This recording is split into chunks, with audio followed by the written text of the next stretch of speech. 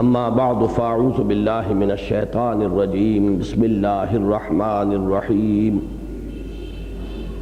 لو انزلنا هذا القرآن على جبل لرأيته خاشعا متصدعا من خشية الله وتلك الأمثال نضربها للناس لعلهم يتفكرون هو الله الذي لا إله إلا هو عالم الغيب والشهادة هو الرحمن الرحيم هو الله الذي لا إله إلا هو الملك القدوس السلام المؤمن المهيمن العزيز الجبار المتكبر سبحان الله عما يشركون هو الله الخالق البارئ المصور له الأسماء الحسنى يسبح له ما في السماوات والأرض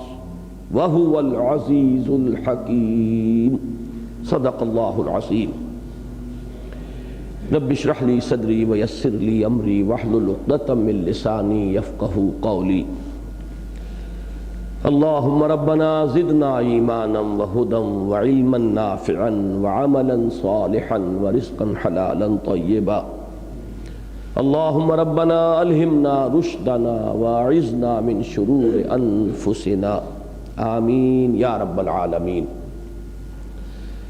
اللہ کے فضل و کرم سے ہم سورۃ الحشر کے اب آخری حصے تک پہنچ گئے ہیں۔ یہ اس کی 4 آخری آیات ہیں جو ابھی میں نے تلاوت کی ہیں۔ ان میں سے سب سے پہلی آیت عظمت قرآن کے بیان میں قرآن مجید کی اہم ترین آیات میں سے ہے، بلکہ ایک خاص پہلو سے یہ کہا جا سکتا ہے کہ اہم ترین آیت ہے۔ جہاں تک ربط کا تعلق ہے، میں گزشتہ سے پیوستہ مرتبہ یہ عرض کر چکا ہوں کہ اگر آپ ایک تقابل کریں سورہ حدید کی ابتدائی آیات اور سورہ حشر کی یہ آخری آیت کا، تو وہ ایک ترتیب ذہن میں رکھیے کہ اگرچہ وہ ریورس آرڈر میں ہے کہ سورہ حدید کی ابتدائی 6 آیات میں اللہ تعالیٰ کی ذات و صفات کا بیان ہے نہایت جامعیت کے ساتھ اور اعلیٰ ترین علمی سطح پر۔ اس کے بالمقابل سورہ حشر کی آخری 3 آیات میں اللہ کے اسماء حسنہ کا عظیم ترین گلدستہ ہے۔ 15 نام تو یہاں آئے ہیں تعین کے ساتھ، جن میں سے ایک نام 3 مرتبہ آیا، ایک نام 2 مرتبہ اور آیا، اور ایک اور جو ہے اس کو بھی نام کہا جا سکتا ہے۔ تو اس طرح 16 ناموں کا ایک عظیم ترین گلدستہ ہے قرآن مجید میں۔ اتنا بڑا گلدستہ اسماء حسنہ کا کسی اور مقام پر موجود نہیں۔ پھر جیسے ہم وہاں دیکھتے ہیں کہ ان 6 آیات کے فوراً بعد ایمان کا تذکرہ آیا، اور ایمان کے ضمن میں نشاندہی کی گئی کہ ایمان کا منبع اور سرچشمہ قرآن حکیم ہے۔ هو الذی ينزل على عبده آیات بینات لیخرجکم من الظلمات الى النور وان اللہ بکم لرؤوف الرحیم۔ یعنی یہ کہ اللہ تعالیٰ کی شان رؤوفی اور شان رحیمی، اس کی رافت و رحمت کا مظہر عتم اور مظہر اعظم قرآن حکیم ہے، اور ایمان کے جو انسان کی سعادت کی اصل اساس ہے، بنیاد ہے، انسان کے فوز و فلاح کے لیے شرط اول ہے، اس ایمان کا منبع، سرچشمہ، اس کی سورس، اس کا ماخذ قرآن حکیم ہے۔ تو یہ ربط ہے کہ وہاں وہ آیت آئی اور یہاں آپ دیکھ رہے ہیں کہ ان 3 آیات سے متصلاً قبل یہ آیہ مبارکہ آ رہی ہے جو قرآن مجید کی عظمت کے بیان میں ایک خاص اعتبار سے یہ اہم ترین آیت ہے قرآن مجید کی۔ قرآن مجید میں اللہ تعالیٰ نے خود اپنے کلام کی عظمت کو مختلف اعتبارات سے بیان کیا ہے۔ مثلاً ایک اعتبار تو یہ کہ اس کی افادیت کا پہلو، یہ رحمت ہے، لوگوں کے لیے ہدایت ہے۔ اس کے اعتبار سے میرے نزدیک سورہ یونس کی وہ 2 آیات جو ہیں اہم ترین ہیں، جن میں فرمایا گیا یا ایھا الناس قد جاءتکم موعظۃ من ربکم وشفاء لما فی الصدور وہدی ورحمۃ للمؤمنین قل بفضل اللہ وبرحمتہ فبذلک فلیفرحوا ھو خیر مما یجمعون۔ اے نبی ان سے کہہ دیجئے، اے لوگو تمہارے پاس وہ شے آ چکی ہے جو تمہارے رب کی طرف سے موعظہ بھی ہے، نصیحت بھی ہے، وشفاء لما فی الصدور، اور تمہارے سینوں میں جو روگ ہیں ان کے ازالے کے لیے، ان کے معالجے کے لیے، ان کے مداوع کے لیے وہ نہایت مؤثر ہے، ان تمہارے باطنی امراض کا علاج ہے، پھر وہ ہدایت ہے اور رحمت ہے اہل ایمان کے لیے۔ اور آگے فرمایا اچھی طرح جان لو، قل بفضل اللہ وبرحمتہ، یہ اللہ کے فضل اور اس کی رحمت کا ظہور ہے، مظہر عتم ہے۔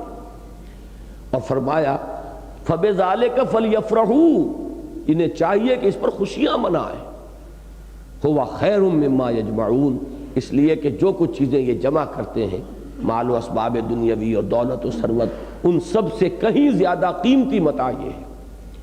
تو افادیت کے اعتبار سے قرآن مجید کی عظمت کا بیان میرے نزدیک سورہ یونس کی ان 2 آیات میں ہے۔ باقی مختلف پیرایہ بیان ہیں، حدیث نبوی میں ہمیں ملتی ہے ایک بڑی طویل حدیث جو کہ حضرت علی رضی اللہ تعالیٰ عنہ سے مروی ہے، اس میں تو جو قرآن مجید کی مدح کی ہے محمد الرسول اللہ صلی اللہ علیہ وسلم نے، وہ حدیث میں سمجھتا ہوں کہ اس کے ضمن میں حرف آخر ہے۔ میں نے ایک مصرع کوٹ کیا ہے، وہ جو میرا ایک کتاب ہے جو ہماری اس پوری تحریک کی یوں سمجھیے کہ اساس اور بنیاد بنا تھا، مسلمانوں پر قرآن مجید کے حقوق، اس میں ایک مصرع میں نے کوٹ کیا کہ قدر گوہر شاہ داند یا بدانت جوہری، گوہر کی اور ہیرے کی اور موتی کی قدر و قیمت عام آدمی تو نہیں جانتا، عام دیہاتی کو کیا پتا یہ کانچ کا ٹکڑا ہے یا ہیرا ہے، ایک بچے کو کیا معلوم، اس کے ہاتھ پہ آپ ہیرا رکھ دیں، بہت قیمتی موتی رکھ دیں، اسے کیا معلوم کہ اس کی کیا قدر و قیمت ہے۔ ہاں اس کی قدر و قیمت یا تو بادشاہ کو معلوم ہے جو ہیروں اور جواہرات میں کھیلتا ہے، جس کا یہ مشغلہ ہے، جس کا اوڑھنا بچھونا ہے، یا پھر وہ جوہری کے جو ماہر فن ہے وہ جانتا ہے کہ کس ہیرے کی کیا قدر و قیمت ہے، کس کی کیا مالیت ہے۔ اسی طرح یوں سمجھیے کہ قرآن مجید کی عظمت کو یا تو حقیقتاً اور واقعتاً جانتا ہے خود اللہ تعالیٰ جس کا یہ کلام ہے، اور یا پھر بتمام و کمال جانتے ہیں محمد الرسول اللہ صلی اللہ علیہ وسلم۔ قدر گوہر شاہ دانت یا بدانت گوہری، یہاں شاہ کی جگہ اللہ آ جائے گا، الملک، اور دوسری حضور صلی اللہ علیہ وسلم جو ہے ان کی تمثیل جو ہے جوہری سے ہو جائے گی۔ تو بہرحال عظمت قرآن کا بیان قرآن مجید میں خود اللہ کے کلام میں اور اللہ کی زبانی کا ہم کہہ سکتے ہیں، اور احادیث میں نبی اکرم صلی اللہ علیہ وسلم کی زبانی موجود ہے۔ البتہ یہ آیہ مبارکہ جو ہے خاص اعتبار سے وہ میں عرض کروں گا، اس موضوع پر میں سمجھتا ہوں کہ حرف آخر ہے۔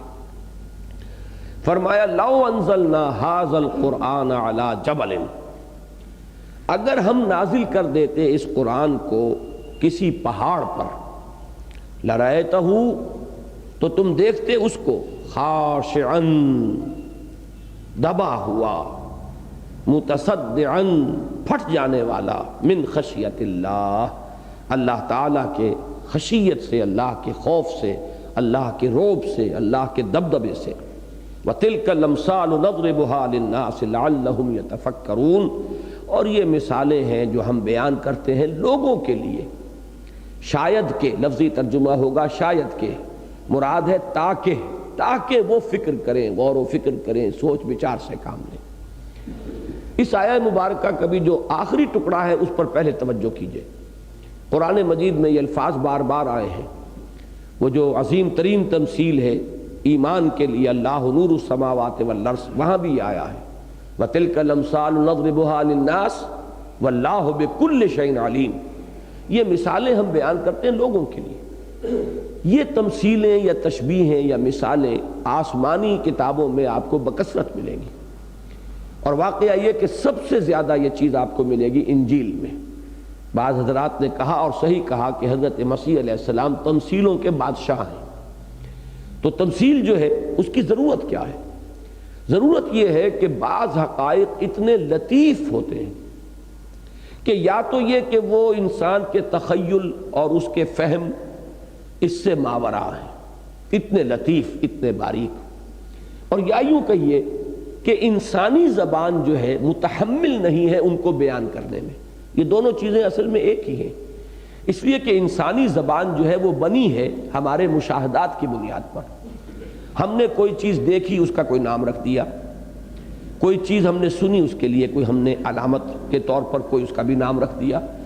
تو ظاہر بات ہے کہ جو بھی انسانی زبان ہے وہ وجود میں آئی ہے انسان کے اپنے مشاہدات اور محسوسات کی بنیاد پر۔ اب ظاہر بات ہے کہ انسان کے مشاہدات اور محسوسات کا دائرہ محدود ہے، لہذا اس سے جو زبان وجود میں آئے گی وہ بھی یقیناً محدود ہے۔ اس محدود پیمانے میں وہ لامحدود اور مطلق حقائق جو ہیں بتمام و کمال اتارے ہی نہیں جا سکتے۔ ان پیمانوں میں ان کا ظہور ہی ممکن نہیں ہے۔ یہ بالکل دو اور دو چار کی طرح کی بات ہے جو سمجھ میں آتی ہے۔ اور وہ حقائق جو ہیں، اور چونکہ میں نے جیسا کہ عرض کیا ہمارا ذہن جو ہے اگرچہ وہ ہمارے مشاہدات پر اور ہمارے محسوسات پر وہ کافی اضافے کرتا ہے، وہ ردے چڑھاتا ہے اپنے استدلال سے، استنباط سے، استنتاج سے نتیجے نکالتا ہوا جاتا ہے، لیکن پھر بھی ہمارے اس ذہن کی اور ہمارے فکر کی اور ہمارے تخیل کی بھی ایک حد ہے۔ اس حد سے آگے وہ بھی اس کی بھی جو ہے یوں سمجھئے کہ کوئی رسائی نہیں ہوگی، اس لیے کہ اساسی مواد اس پورے انٹلیکچول پروسیس کے لیے بھی وہی ہے کہ جو ہمارے سینس ڈیٹا سے ہمیں ملا ہے، سارا اسی کے اوپر تعمیر ہوئی ہے۔ تو وہ تعمیر کتنی بھی اونچی ہو جائے، جب وہ رقبہ زمین کا محدود ہے تو ظاہر بات ہے کہ وہ عمارت اگرچہ وہ اونچی چلی جا رہی ہو لیکن محدود رہے گی۔ اس لیے جو ابدی حقائق ہیں، جو مطلق حقائق ہیں، اور یہ میں نے بحث کی ہے، میری ایک کتاب ہے اسلام اور پاکستان، اس میں میرے مضامین شائع ہوئے تھے جن میں میں نے علم کلام کی ضرورت کیا ہے اس پر گفتگو کی تھی، کہ واقعہ یہ ہے کہ ایمان جن حقائق کو ماننے کا نام ہے وہ بتمام و کمال انسانی نطق کی گرفت میں آ ہی نہیں سکتے، لہذا جب بھی اسے انسانی زبان میں بیان کیا جائے گا اس میں متشابہات کا رنگ پیدا ہو جائے گا۔ ان متشابہات کے بارے میں جیسا کہ سورہ آل عمران کے آغاز میں ہے کہ ان کی اصل حقیقت کو اللہ کے سوا کوئی نہیں جانتا، اور وہاں پہ ہمیں جو ہے گھٹنے ٹیک دینے پڑتے ہیں، جیسے کہ میں بارہ بیان کر چکا ہوں، سورہ حدید میں نے بیان کیا کہ اب اصل شے تو ہے معرفت ذات، معرفت رب۔ معرفت رب میں معرفت ذات جو ہے بیونڈ اور لیمٹس، جس کو آپ کہتے ہیں آؤٹ آف باؤنڈز، اللہ کی ذات تو وراء الورا ثم وراء الورا ثم وراء الورا۔ اب رہ گئی صفات، صفات کی بھی کمیت کا پہلو اور کیفیت یہ بھی ہماری گرفت سے باہر۔ اللہ دیکھتا ہے، کیسے دیکھتا ہے یہ ہم نہیں جانتے۔ اللہ قدیر ہے، کتنا قدیر ہے یہ ہم نہیں جانتے۔ ہمارے محدود تصور میں اللہ کی وہ لامحدود قدرت کا تصور کیسے سما سکتا ہے؟ لہذا یہ تمام چیزیں جو ہے اب وہ ایک طرف یہ ہے کہ ان کی اصل کنہ تک رسائی ممکن نہیں، دوسری طرف ان کا کچھ نہ کچھ علم دینا انسان کو ضروری ہے اس کے طرز عمل کو صحیح بنیاد فراہم کرنے کے لیے، صحیح فکری اساس فراہم کرنے کے لیے۔ ان دو چیزوں کو سامنے رکھیے تو تمثیل کی ضرورت جو ہے وہ ابھر کر سامنے آ جائے گی، کہ انسان کے مشاہدات میں جو چیز آتی ہے جس کا وہ تصور کر سکتا ہو اس کو اس سے مدد لی جائے، اس کو ذریعہ بنایا جائے کسی لطیف معنوی حقیقت تک اس کی کچھ رسائی جو ہو سکتی ہو، جس کے قریب تک بھی وہ آ سکتا ہو، جس حد تک بھی آ سکتا ہو۔ اس میں انسان جتنا تدبر کرے گا، جتنا غور کرے گا، تو اس محسوس حقیقت کے حوالے سے اب مجھے وہ مصرع شعر یاد آ رہا اقبال کا کہ خوگرے پے کرے محسوس تھی انسان کی نظر، مانتا پھر کوئی اندیکھے خدا کو کیوں کر۔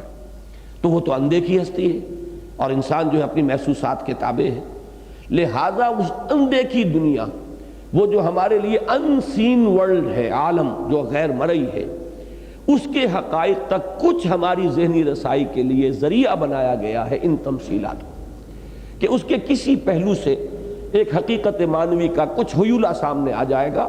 ما لا یدرک کلہ لا یترک کلہ، جو چیز کل کی کل حاصل نہ کی جا سکے، قاعدہ یہی ہے کہ اسے کل کے کل کو چھوڑ بھی نہیں دیا جاتا۔ جتنا کچھ بھی ممکن ہو، جو بھی ادراک ہو سکتا ہو، جس درجے میں بھی کوئی قریب سے قریب تر انسان پہنچ سکتا ہو پہنچنے کی کوشش کرے۔ اسی لیے وہاں فرمایا سورہ نور میں تلک الامثال نضربها للناس واللہ بکل شیء علیم، یہ مثالیں ہم لوگوں کے لیے بیان کرتے ہیں، اللہ محتاج نہیں ہے ان مثالوں کا، اللہ تو ہر شے کا جو کہ حقیقی علم ہے، واقعی علم ہے، وہ اسے حاصل ہے، لیکن لوگ اس حقیقی اور واقعی علم کے تک چونکہ ان کے ذہنوں کی رسائی نہیں ہے، لہذا تلک الامثال نضربها للناس واللہ بکل شیء علیم۔ یہاں فرمایا گیا تلک الامثال نضربها للناس لعلہم یتفکرون، یہ وہ مثالیں ہیں جو ہم لوگوں کے لیے بیان کرتے ہیں تاکہ وہ تفکر کریں، غور و فکر کریں، سوچ بچار کریں، کچھ گہرائی میں اتریں۔ اور اس میں بھی بڑی پیاری بات ہے جو حضرت مسیح نے فرمائی تھی، جب ان سے ان کے ایک شاگرد نے پوچھا کہ استاد آپ تمثیل میں کیوں کلام کرتے ہیں، تو انہوں نے ایک بڑی پیاری بات فرمائی، تاکہ وہی سمجھیں جن کا سمجھنا مفید ہو۔ اب ظاہر بات ہے کہ جب تمثیل کے حوالے سے بات ہوگی تو مختلف لوگ اپنی ذہنی سطح کے اعتبار سے جہاں تک ان کی رسائی ہو سکتی ہے وہاں تک پہنچ جائیں گے، اور جن لوگوں کی رسائی نہیں ہے وہ فتنے میں مبتلا نہیں ہوں گے۔ ورنہ اگر اسے ایک سمپل کسی سٹیٹمنٹ کی شکل میں سامنے لایا جائے تو جن لوگوں کی ذہنی سطح سے وہ بالا تر ہے وہ فتنے میں مبتلا ہو جائیں گے۔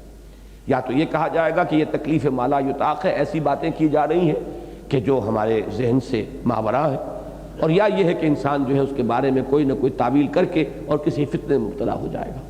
لہذا اس تمثیل کے اندر یہ سہولت ہو جاتی ہے کہ ہر شخص اپنی اپنی استعداد کے مطابق، استطاعت کے مطابق، جیسے کہ اقبال نے کہا کہ قرآن میں ہو غوطہ زن ہے مرد مسلمان، وہ غوطہ زنی کرے گا اس تمثیل کے پیرائے میں، کچھ ہو سکتا ہے قرآن مجید کی جو حقیقی عظمت ہے اس کا انکشاف ہو جائے۔ اب یہاں پر اصل میں قرآن مجید کی حقیقت کا بیان ہو رہا ہے، یہ بات ذرا نوٹ کیجئے۔ ایک ہے قرآن کی افادیت۔ اب ہمیں معلوم ہے کہ فلاں چیز جو ہے بنفشہ ہے، فلاں یہ ہے، یہ اس میں مفید ہے، یہ اس میں مفید ہے، اس میں یہ خواص ہیں، اس میں یہ صلاحیت ہے، اس بیماری میں اس سے یہ فائدہ۔ اب یہ وہ بنفشہ ہے کیا؟ یہ بالکل علیحدہ شے ہے کہ اب اس کی کیا کیمیکل تحلیل ہوئی ہے، کیا اس کے بارے میں اب ریسرچ ہو رہی ہے، یہ دو گوشے بالکل علیحدہ ہو گئے۔ ایک اس کی افادیت ہے، اس کے خواص ہیں، اور یہ انسان کو تجربے سے بھی معلوم ہو جاتا ہے، چاہے اسے معلوم نہ ہو کہ اس کا کیا کیمیکل کمپوزیشن ہے۔ اب پانی ہم پیتے ہیں ہمیں معلوم ہے پیاس بجھاتی ہے، حالانکہ کسی کو معلوم نہیں ہے کہ یہ H2O ہے۔ اب بہت سے آپ کے دیہاتی ہوں انہیں کیا پتہ اس میں ہائیڈروجن ہے، آکسیجن ہے، اور دو اس میں ایٹم اس کے ہیں اور ایک اس کا ہے، کچھ پتہ نہیں، لیکن یہ کہ پانی پیاس بجھانے والی شے ہے، یہ تو ایک تجربے کی بات ہے۔ اس اعتبار سے ایک پہلو قرآن کی عظمت کا وہ تھا کہ یا ایھا الناس قد جاءتکم موعظۃ من ربکم وشفاء لما فی الصدور وہدی ورحمۃ للمؤمنین قل بفضل اللہ وبرحمتہ فبذلک فلیفرحوا ھو خیر مما یجمعون۔ ایک یہ ہے اصل میں کہ قرآن اصل میں ہے کیا۔ اب اس کو پہلے سمجھ لیجئے، پھر اس تمثیل پر میں عرض کروں گا۔ قرآن اللہ کا کلام ہے، اور غور کیجئے اس پر۔ کلام جو ہے در حقیقت اس میں متکلم کی پوری شخصیت جھلکتی ہے۔ اس لیے آپ کہتے ہیں تانت باجی راگ پایا، ایک شخص نے دو جملے ادا کیے اور آپ کو اندازہ ہو گیا کہ ان کا مبلغ علم کیا ہے۔ ایک کوئی کنجڑا ہے، کوئی بھٹیارن ہے، اس کا ایک جملہ بتا دے گا کہ اس کے علم، فہم، اس کی تہذیب، اس کے تمدن کی کیا سطح ہے، اس کی کہاں تک رسائی ہے۔ اور کوئی عالم و فاضل ہے، منطقی ہے، فلسفی ہے، دو جملوں سے پتہ چل جائے گا کہ یہ کہاں ہے، کس جگہ سے بول رہے ہیں۔ تو گویا کہ پورے وجود کا عکس کامل جو ہوتا ہے متکلم کے، وہ اس کے کلام میں ہوتا ہے۔ ایک تو ہم الفاظ استعمال کرتے ہیں کہ face is the index of mind, میں اسی انداز میں کہہ رہا ہوں کہ کسی متکلم کی پوری شخصیت کی غمازی اور پوری شخصیت کی عکاسی در حقیقت اس کے کلام میں ہوتی ہے، اور یہ کلام اللہ ہے۔ یقیناً اس کے اندر جو کچھ ہے، اس کی جو تاثیر ہے، اس کی جو حقیقت ہے، اس کا ذات رب کے ساتھ بہت گہرا تعلق ہے۔ اب اس کے لیے دیکھیے، پہلے میں چاہوں گا کہ اس تمثیل کا ترجمہ تو سبھی کو معلوم ہے، ترجمہ ہم نے کر بھی لیا ہے، لیکن ذات باری تعالیٰ کی ایک تجلی کی کیفیت کیا ہے، یہ القرآن یفسر بعضہ بعضا کے حوالے سے دیکھیے، بالکل اسی کے قریب کے الفاظ آئے ہیں سورہ اعراف میں۔ حضرت موسیٰ علیہ السلام کا جو معاملہ ہوا کہ جب اللہ تعالیٰ نے انہیں کوہ طور پر طلب کیا، وَلَمَّا جَاءَ مُوسَىٰ لِمِيقَاتِنَا، اور جب موسیٰ پہنچ گئے ہمارے اس مقررہ وقت پر جو ان کے لیے معین کر دیا گیا تھا، وَكَلَّمَهُ رَبُّهُ، اور کلام فرمایا ان سے اس کے رب نے، قَالَ، انہوں نے عرض کیا، رب ارنی انظر الیک، پروردگار مجھے ذرا دیدار کی دولت بھی نصیب ہو جائے، میں دیکھنا چاہتا ہوں، میں تجھے دیکھنا چاہتا ہوں، مجھے دکھا کہ میں تجھے دیکھ سکوں۔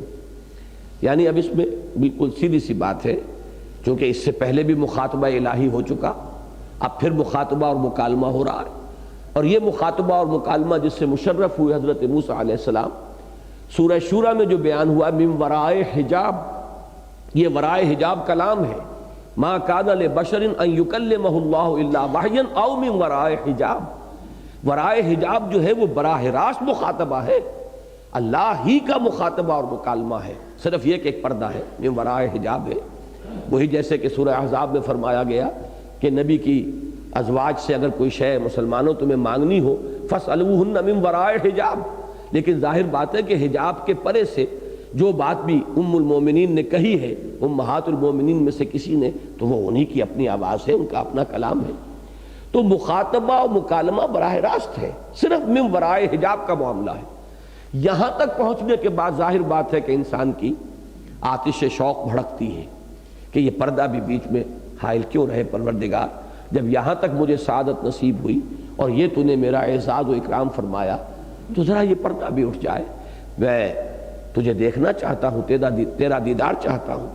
قال رب ارنی انظر الیک قال لن ترانی، اللہ نے فرمایا تم ہرگز مجھے نہیں دیکھ سکو گے، ولکن انظر الی الجبل، لیکن ذرا پہاڑ کی طرف دیکھو، فإن استقر مکانہ فسوف ترانی۔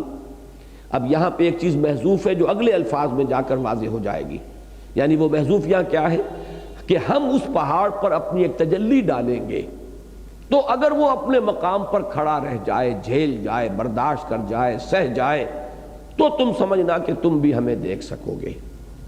فلما تجلی ربہ للجبل، تو جب اللہ نے اپنی تجلی ڈالی، اپنا ایک جلوہ اس پہاڑ پر، جعلہ دکا وخر موسیٰ صاعقا، پہاڑ ریزہ ریزہ ہو گیا۔ دکا کے دونوں ترجمے کیے گئے ہیں، اور عجیب بات ہے کہ اردو مترجمین جو اولین ہیں، شاہ رفیع الدین اور شاہ عبد القادر، یہ دو بھائی ہیں، دونوں شاہ ولی اللہ دہلوی رحمہ اللہ کے فرزند ہیں، تو ان میں سے ایک نے ترجمہ کیا ہے جیسے کہ سورہ فجر میں آتا ہے، سورۃ الفجر میں وَدُكَّتِ الْأَرْضُ دَكًّا دَكًّا، کہ زمین کوٹ کوٹ کر چپٹی کر دی جائے گی، ایک یہ ترجمہ ہے، اور زمین ریزہ ریزہ کر دی جائے گی، یہ دوسرا ترجمہ ہے۔ تو یہاں پہ ان دونوں کو امکان رکھیے کہ یا تو یہ کہ اس تجلی کا اتنا دباؤ پڑا ہے کہ پہاڑ بیٹھ گیا زمین میں، اور ایک یہ ہو سکتا ہے کہ وہ ریزہ ریزہ ہو گیا۔ یہ دونوں امکانات ترجمے کے اندر موجود ہیں، جعلہ دکا وخر موسیٰ صاعقا، اور یہ بالواسطہ مشاہدہ ہے تجلی الہی کا، اللہ کی تجلی پہاڑ پر ہے، موسیٰ پر براہ راست نہیں ہے۔ موسیٰ اس تجلی کا مشاہدہ بالواسطہ کر رہے ہیں کہ جب وہ پہاڑ پر گئی، اس لیے کہ الفاظ یہ آئے ہیں وَلَكِنْ انظُرْ إِلَى الْجَبَلِ، میری طرف مت دیکھو، پہاڑ کی طرف دیکھو، ہم اپنی ایک تجلی اس پر ڈالیں گے، اگر وہ جھیل جائے تو تم بھی سمجھنا کہ کوئی امکان ہے کہ تم ہماری تجلی کا تحمل کر سکو۔ فَلَمَّا تَجَلَّى رَبُّهُ لِلْجَبَلِ جَعَلَهُ دَكًّا وَخَرَّ مُوسَىٰ صَاعِقًا، اور موسیٰ بے ہوش ہو کر گر گئے۔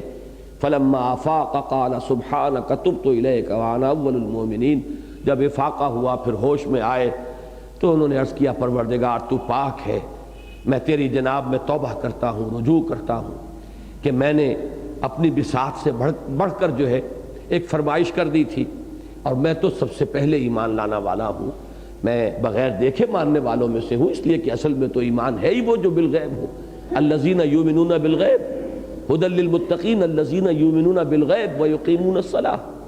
تو اب اس چیز کو دیکھیے، اور اس الفاظ جو اس آیت مبارکہ میں اس تمثیل میں آئے ہیں، ان دونوں کا تقابل کیجئے۔ لو انزلنا ھذا القرآن علی جبل لرأیتہ خاشعا متصدعا من خشیۃ اللہ، اگر ہم اس کو اتار دیتے قرآن کو پہاڑ پر تو دیکھتے تم اسے کہ وہ بھی دب جاتا، خشع آتا ہے دبے، جھکنے کے لیے، جھکاؤ کے لیے، خاشعۃ ابصارہم ترہقہم ذلہ، جب نگاہیں زمین میں گڑ جائیں خجالت کی وجہ سے، شرمندگی کی وجہ سے، اور دل کا خشوع ہے، جبکہ نماز میں آدمی رکوع اور سجدے میں صرف اس کا جسم ہی نہ جھک رہا ہو بلکہ اس کا دل بھی جھکا ہوا ہو، یہ خشوع ہے۔ قد افلح المؤمنون الذین هم فی صلاتهم خاشعون. تو تم دیکھتے اس کو خاشعا متصدعا، صدع کا لفظ آتا ہے پھٹنے کے لیے، تو یہ پھٹ جاتا، ریزہ ریزہ ہو جاتا. یہاں ان دونوں الفاظ کو لا کر وہ دکہ میں جو دو مفہوم تھے علیحدہ علیحدہ بیان کر دیا گیا.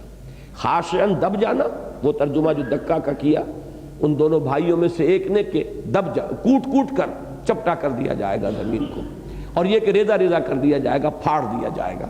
تو یہاں دونوں الفاظ آ گئے، خاشعا متصدعا من خشیت اللہ وتلک الامثال نضربها للناس لعلهم يتفکرون. اب اس کے اندر اصل میں اس سے زائد ہماری رسائی ہو نہیں سکتی کہ اس کا نتیجہ کیا نکلا کہ یہ جو کلام رب ہے قرآن حکیم، اس کے اندر وہی تمام صفات موجود ہیں کہ جو ذات باری تعالیٰ کی صفات ہیں. اس میں پوری عکاسی ہے اور غمازی ہے ذات باری تعالیٰ کی. اس چیز کو میں سمجھتا ہوں، اور چونکہ میں نے بارہا کہا ہے کہ اس دور میں کم سے کم مجھے علامہ اقبال جس درجے قرآن کی عظمت سے واقف ہوئے، یا میرے الفاظ تو یہ ہیں جو میں نے علامہ اقبال اور ہم میں استعمال کیے ہیں، کہ جس درجے ان پر انکشاف ہوا ہے قرآن مجید کی عظمت کا، مجھے آس پاس بھی کوئی شخص نظر نہیں آتا. اب میں پھر عرض کر دوں کہ علامہ اقبال کو میں کوئی ولی اللہ نہیں مانتا، علامہ اقبال کو میں کوئی محدث یا کوئی فقیہ نہیں مانتا، وہ کوئی واجب الاتباع آدمی نہیں ہے. وہ اپنی جگہ پر معاملہ ہے، فکر انسانی کا جو معاملہ ہے. جیسے کہ علامہ نے کہا ہے غالب کے لیے کہ فکر انسان پر تیری ہستی سے یہ روشن ہوا ہے پرے مرغ تخیل کی رسائی تا کجا. تو غالب کی مدح میں یہ شعر کہا ہے. میں یہ کہتا ہوں کہ یہ شعر در حقیقت خود ان پر راست آتا ہے کہ ایک تو یہ کہ حقیقت انسان کو جیسا انہوں نے سمجھا اس دور میں، اور ان کے جو جس کے لیے کہ عنوان اب فلسفہ خودی ہے، مجھے اس کے آس پاس بھی کوئی نظر نہیں آتا. اسی طرح عظمت قرآن کا جو انکشاف ان پر ہوا ہے. میری معلومات کی محدودیت ہو سکتی ہے، لیکن بہرحال جتنی بھی میری معلومات ہیں، اب اس 56واں برس میری عمر کا جو ہے اب وہ مکمل ہوا چاہتا ہے، لیکن یہ کہ اب تک جو بھی کچھ میری معلومات ہے، عظمت قرآن کا جو انکشاف علامہ اقبال پر ہوا ہے، میرے علم میں کوئی دوسری شخصیت کسے باشد اس کے آس پاس بھی نہیں. اب دیکھیے ان کے الفاظ کیا ہیں. فاش گویم آنچ درد المزمرست. ذرا غور کیجئے، یہ الفاظ آج سمجھ میں آئیں گے اس آیہ مبارکہ کے ضمن میں. فاش گویم آنچ درد المزمرست، این کتاب نیست چیزیں دیگر است. اب معاملہ واضح ہو رہا ہے. این کتاب نیست، اسے کتاب نہ سمجھ بیٹھنا، یہ کتاب نہیں کچھ اور ہے. اب کچھ اور کیا ہے؟ مثل حق پنہاؤ ہم پیداستو. مثل حق، حق یہاں ذات باری تعالیٰ کے لیے. ذالک بان اللہ هو الحق. تو جس طرح اللہ کی ذات ہے کہ وہ پنہا بھی ہے اور عیاں بھی ہے. مثل حق پنہاؤ ہم پیداستو. ذرا جوڑ ملائیے، وہ جو هو الاول والآخر والظاہر والباطن کے جو الفاظ آئے ہیں اس کے ساتھ علامہ اقبال جوڑ رہے ہیں اس شعر کے اندر. جیسے اللہ تعالیٰ ظاہر بھی ہے باطن بھی ہے، اتنا ظاہر کہ جس سے بڑھ کر ظاہر کوئی نہیں، اور اتنا مخفی، اتنا چھپا ہوا، اتنا باطن کہ اس سے زیادہ کوئی اور شے مخفی نہیں.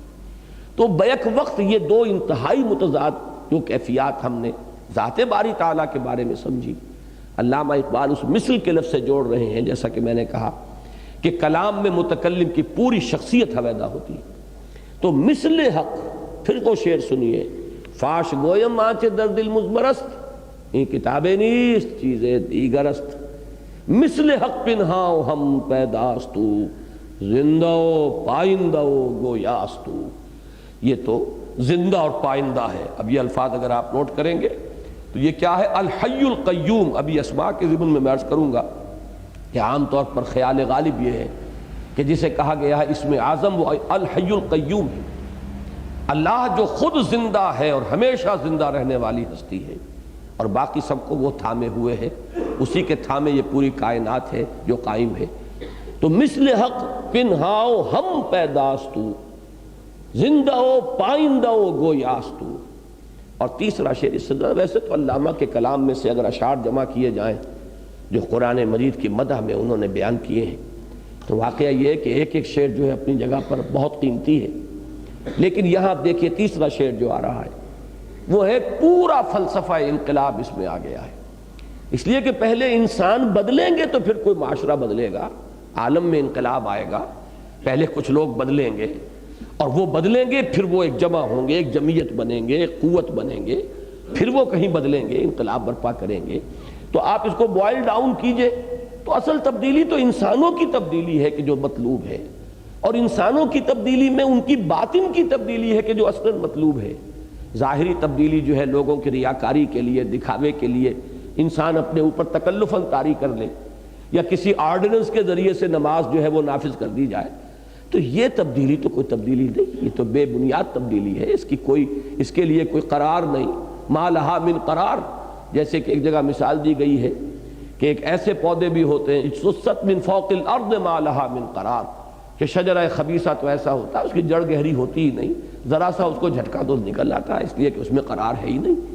تو خارج سے تکلفاً یا تصنعاً یا جبراً اگر کوئی تبدیلی جو ہے وہ ٹھونسی جائے گی تو اس کو تو ما لہا من قرار، اس کے لیے کوئی قرار نہیں ہے۔ تبدیلی وہ تو ہے جو اندر آئے۔ اندر کی تبدیلی کیسے آئے گی؟ یہ قرآن اندر جذب ہوگا تو تبدیلی آئے گی۔ یہ پورا فلسفہ جو ہے بیان کیا ایک شعر میں، مثل حق پنہاؤ ہم پیداستو، زندہ و پائندہ و گویاستو، چوں بجاں در رفت جہاں دیگر شود، جہاں چو دیگر شد جہاں دیگر شود۔ جب یہ قرآن کسی انسان کے اندر اتر جاتا ہے، سرایت کر جاتا ہے، اس کے فکر میں اترے گا، اس کے دل پر نازل ہوگا۔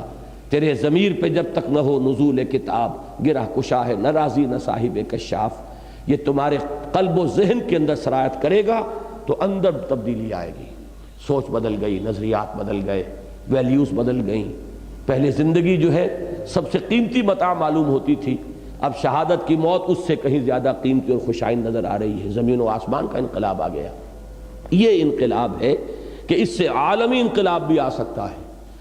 تو جہاں چو دیگر شد جہاں دیگر شود، جب اندر انسان کے تبدیلی آ جائے تو پہلا تو مطلب یہ ہوگا کہ اب پورا عالم اس شخص کے لیے تو بدل گیا نا، جب اندر بدل گیا اس کا، اب یہ دنیا اس کے لیے بدل گئی، اس کا زاویہ ہی بدل گیا۔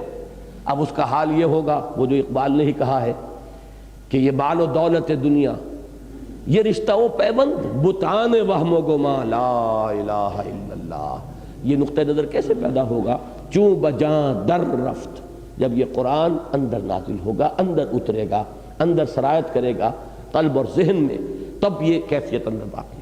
تو یہ ہے وہ عظمت قرآن کا معاملہ۔ اب اس سے زیادہ اس کے ضمن میں کچھ بیان کرنا ممکن نہیں ہے، صرف یہ کہ قرآن کی عظمت کو اللہ تعالیٰ نے وہاں اپنی تجلی ذات کی عظمت کے ساتھ جوڑ دیا ہے کہ جو کیفیت ہے اللہ کی تجلی ذات کی، بعین ہی وہی معاملہ اس قرآن کا ہے۔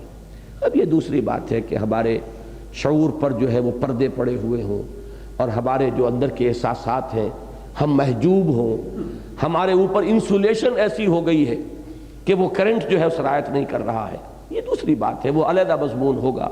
لیکن یہ ہے کہ قرآن مجید کی عظمت، اس کی اپنی عظمت اپنی جگہ پر، اور اس کا کیا مقام اور مرتبہ ہے، اس کے بیان میں میرے نزدیک یہ آیہ مبارکہ عظیم ترین آیت ہے قرآن حکیم کی، کہ دوسری عظمتیں اور دوسری فضیلتیں ہیں افادے کے اعتبار سے، اور یہ ہے اس کی اپنی ذاتی عظمت۔ لو انزلنا هذا القرآن على جبل لرأيته خاشعا متصدعا من خشية الله وتلك الامثال نضربها للناس لعلهم يتفكرون۔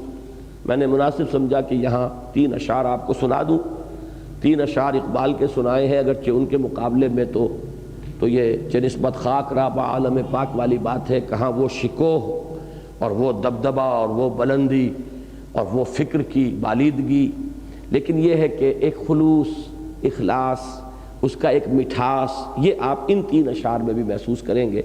مولانا شبیر احمد عثمانی رحمۃ اللہ علیہ نے اپنے حواشی میں اپنے والد کے یہ 3 اشعار نقل کیے ہیں، کہ جس میں اسی مقام کے حوالے سے وہ کہتے ہیں کہ سنتے سنتے نغمہ ہائے محفل بدعات کو، کان بہرے ہو گئے دل بد مزہ ہونے کو ہے، آؤ سنوائیں تمہیں وہ نغمہ مشروع بھی، پارا جس کے لہن سے طور ہدا ہونے کو ہے، حیف گر تاثیر اس کی تیرے دل پر کچھ نہ ہو، کوہ جس سے خاشعا متصدعا ہونے کو ہے۔ اگر تمہارے دلوں پہ اثر نہیں ہو رہا تو ماتم کا مقام ہے۔ حیف گر تاثیر اس کی تیرے دل پر کچھ نہ ہو، کوہ جس سے خاشعم متصدعا ہونے کو ہے، اور پارا جس کے لہن سے طور ہدا ہونے کو ہے۔ تو اسی آیہ مبارکہ کے ذیل میں یہ 3 اشعار مولانا شبیر احمد عثمانی رحمۃ اللہ علیہ نے اپنے والد ماجد کے نقل کیے ہیں۔ اب آئیے جو آخری 3 آیات رہ گئی ہیں، یہ 3 آیات جو ہے جیسا کہ میں نے عرض کیا ہے، اسماء الہیہ کا، اسماء حسنہ کا یہ عظیم ترین یہ گلدستہ ہے قرآن حکیم میں۔ 15 اسماء تو اس میں تعین کے ساتھ ہے، میں کیوں کہہ رہا ہوں 15 اور 16 کا فرق وہ بعد میں واضح ہو جائے گا۔ سب سے پہلی بات تو ذرا یہ سمجھ لیں، اسی ان 3 آیات میں سے جو آخری ہے اس میں جو الفاظ آئے ہیں وَلَهُ الْأَسْمَاءُ الْحُسْنَى، اسی کے لیے ہیں تمام اسماء حسنہ۔ تو اسماء حسنہ کا اس بات قرآن مجید سے متعدد مقامات سے ہوتا ہے۔ سورہ بنی اسرائیل کی کہ آخر میں بھی آیا ہے قُلِ ادْعُوا اللَّهَ عَبِدُ الرَّحْمَٰنِ أَيَّمَّا تَدْعُوا فَلَهُ الْأَسْمَاءُ الْحُسْنَى۔ اسی طرح سورہ اعراف میں آیا ہے وَلِلَّهِ الْأَسْمَاءُ الْحُسْنَى فَادْعُوهُ بِهَا، اللہ کے ہیں اچھے نام، بس پکارو اسے ان کے ذریعے سے، اللہ کے ان ناموں کے ذریعے سے پکارو۔ وَذَرُوا الَّذِينَ يُلْحِدُونَ فِي أَسْمَائِهِ، چھوڑ دو، دفع کرو ان لوگوں کو جو اس کی اسماء کے اندر ٹیڑھ اور کجی کا راستہ نکال رہے ہیں۔ اسماء کا لفظ جو ہے پہلے تو یہ نوٹ کیجئے کہ عام طور پر ہماری گفتگو میں یہ بریکٹ ہو کر آتا ہے صفات کے ساتھ، اسماء و صفات، اور یہ ہمارے ایمان مجمل کے الفاظ میں بھی اسی طرح بریکٹڈ آیا ہے۔ آمنت باللہ کما ہوا باسمائہ وصفاتہ وقبلت جمیع احکامہ اقرار باللسان و تصدیق بالقلب۔ لیکن ایک چیز جو ذہن میں رہنی چاہیے وہ یہ ہے کہ جس طرح مثبت طور پر اسماء کا ذکر قرآن مجید میں صراحت کے ساتھ ہے کہ اللہ کے اسماء ہیں، اس میں ایک فرق تو ہوا ہے، لہ الاسماء الحسنى کا ترجمہ 2 کیا گیا ہے، تمام اچھے نام اللہ ہی کے ہیں اور اللہ کے تمام نام اچھے ہیں، ان دونوں ترجمے ممکن ہیں نحو کی روح سے۔ لہ الاسماء الحسنى، تمام اچھے نام اللہ ہی کے ہیں، اب اس کا مفہوم وسیع ہو جائے گا بہت، اور ایک یہ کہ لہ الاسماء الحسنى اللہ کے تمام نام اچھے ہیں، ایک دوسرا ترجمہ یہ ہوگا۔ لیکن یہ کہ بہرحال ثابت ہو رہا ہے قرآن مجید سے مثبت اور صراحت کے ساتھ کہ اللہ کے اسماء ہیں، جبکہ ایسی کوئی صراحت صفات باری تعالیٰ کے لیے پورے قرآن میں موجود نہیں۔ اللہ کے لیے صفت کا لفظ قرآن مجید میں یا صفات کا ذکر اس بات کے ساتھ صراحت کے ساتھ کہیں بھی موجود نہیں، بلکہ اس کے کنٹراسٹ میں اب آپ کو کچھ آیات سنا رہا ہوں، اگرچہ اس کے مفہوم کے اندر بھی ایک اختلاف ہو جائے گا لیکن وہ میں بعد میں عرض کروں گا۔ یہ 6 آیات میں نقل کر کے لایا ہوں جن میں صفات کی ایک طرح کی نفی سامنے آتی ہے، یعنی نفی کے ذکر میں تو لفظ صفت آیا ہے قرآن مجید میں، اس بات کے انداز میں کہیں اللہ کے لیے لفظ صفت قرآن مجید میں نہیں آیا۔ سورہ انعام میں فرمایا سبحانہ وتعالی عما یصفون، پاک ہے اور بہت بلند ہے وہ ان سے کہ جو وہ صفات بیان کر رہے ہیں یا جو وصف وہ بیان کر رہے ہیں۔ سورہ انبیاء میں فرمایا سبحان اللہ رب العرش عما یصفون۔ سورہ مومنون میں فرمایا سبحان اللہ عما یصفون۔ سورہ صافات میں پھر فرمایا سبحان اللہ عما یصفون۔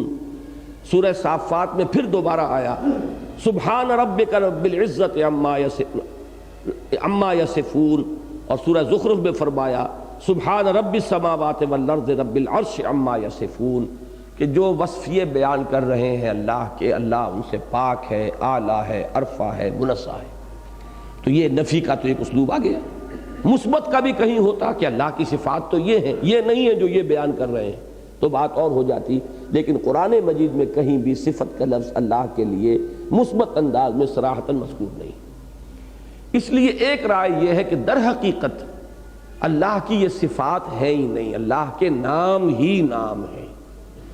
صفات کے ماننے سے جو بہت سے پرابلمز پیدا ہوئے علم کلام میں ہیں، صفات ذات حق، حق سے جدا یا عین ذات، اور پھر پناہ لینی پڑی ہے اس میں کہ لا عین ولا غیر، صفت نہ اللہ کی ذات سے غیر ہے نہ عین ہے، یہ ساری بحثیں جو ہیں نہیں آتی۔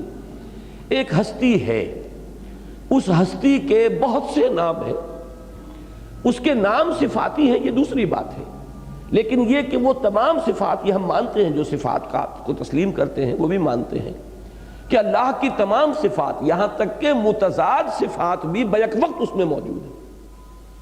اگرچہ اللہ تعالیٰ کی بعض صفات انفعالی ہیں، یہی وہ چیزیں ہیں جس کی وجہ سے بعض حضرات ادھر تک چلے گئے ہیں کہ ہم صفات کا لفظ استعمال ہی کیوں کریں، کیوں نہ صرف اللہ کے لیے اسماء کا لفظ استعمال کریں جو قرآن مجید میں متعدد بار آیا، جبکہ صفات کے لیے کوئی بھی صراحتاً جو ہے اس بات قرآن میں نہیں آیا۔